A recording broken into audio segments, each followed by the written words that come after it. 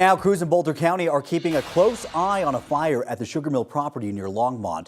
And while it will be noticeable by the sight and the smell, officials are saying stay away. Thanks for being with us. I'm Jordan Chavez. And I'm Corey Rose. 9 News reporter Brianna Fernandez has been covering this story this morning. Any updates on the fire?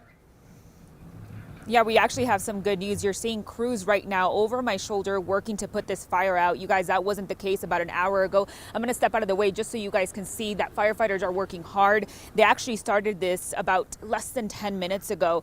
And now that the sun's up, we're getting a better look of all the damage that was left behind here at the old sugar mill property. So Sky 9 was actually giving us a better look from up above of the flames burning earlier this morning.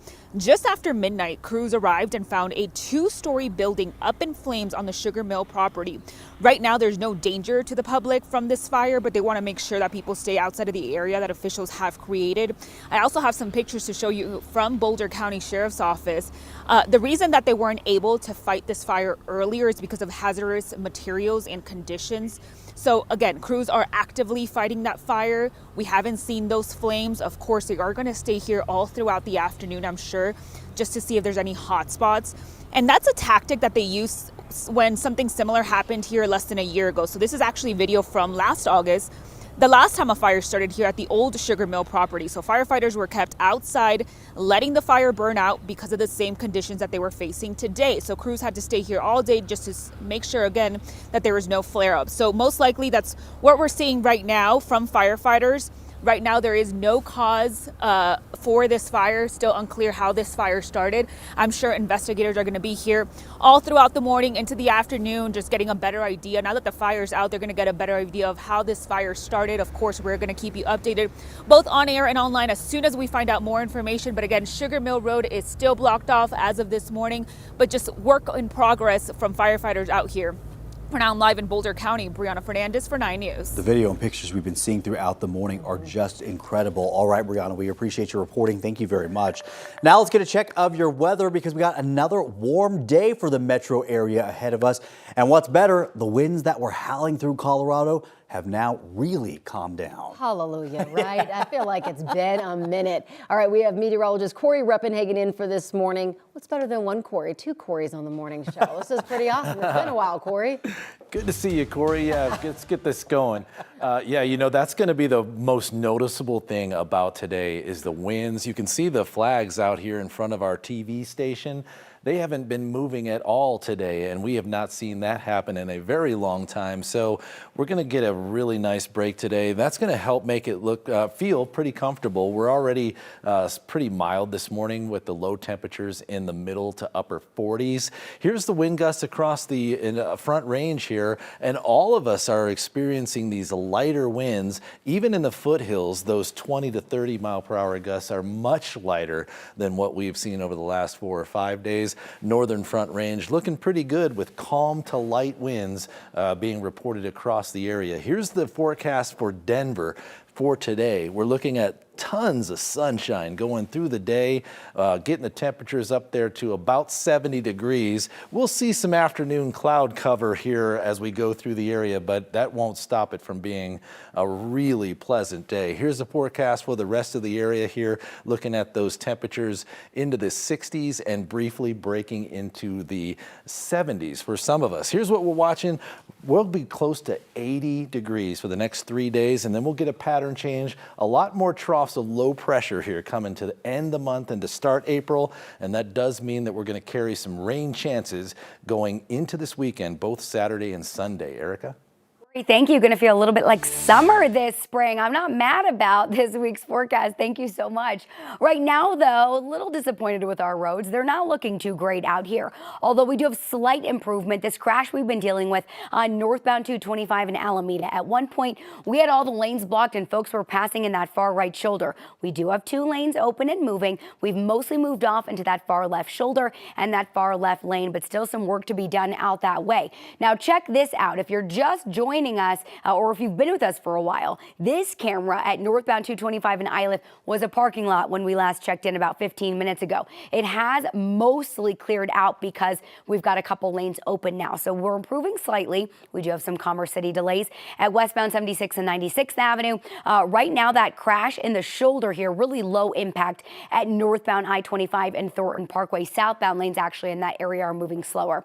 Let's bring you over to the map really quickly and run through what we have going on. So northbound 225 Alameda crash still clearing. 12-minute backup is what it's causing between Iliff and Alameda. If you need to travel into Aurora this morning, you could still consider workarounds. Abilene and Potomac run parallel, as well as Sable Boulevard. 10-minute backup right now on westbound I-70 for your drive between E470 and 76. And as far as Commerce City goes, slight improvement. 4-minute slowdown coming in on westbound 76 there, but we do have some color on both sides of 270.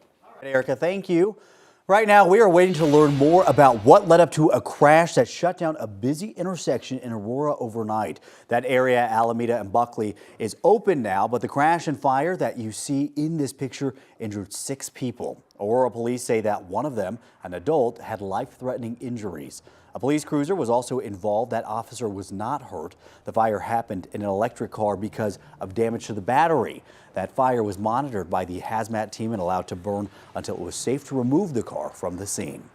Also in Aurora, 2 people, including a police officer, were hurt after a fire last night. APD says that officer was first on the scene and he wanted to make sure that everyone was out safely. So this all happened at a duplex near Hampton and Chambers.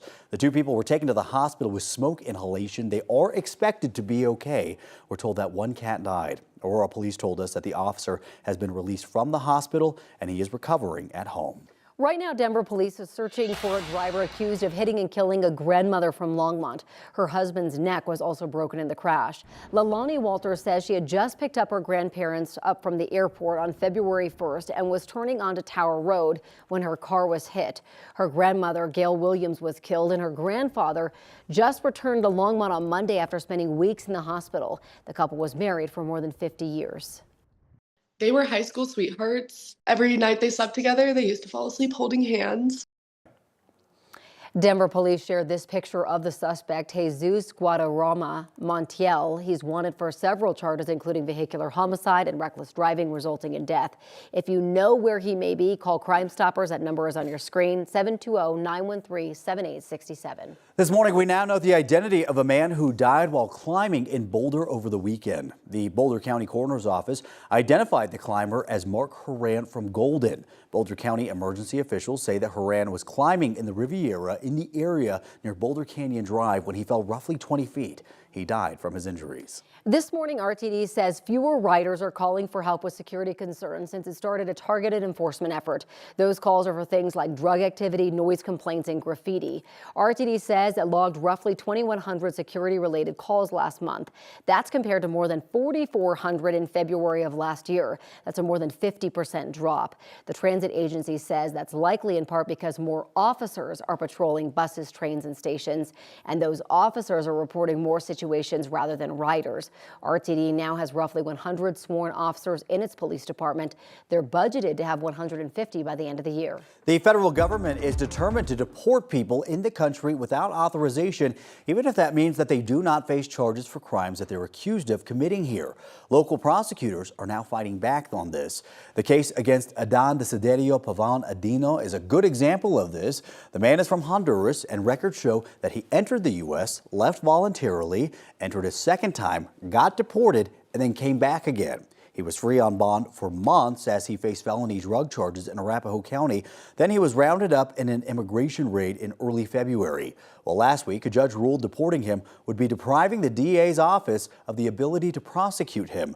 The judge revoked his existing bond, set a new one at $500,000 cash, and sent him to jail. If someone's committed a crime in Arapahoe County, they should be held accountable by my office and by the court system in Arapahoe County. So I want that process to play out first before they are deported. Andino is scheduled to go on trial in July in the Arapahoe County case. In the meantime, he faces a federal criminal charge of illegal re-entry of a removed alien. That trial is set for May 5th.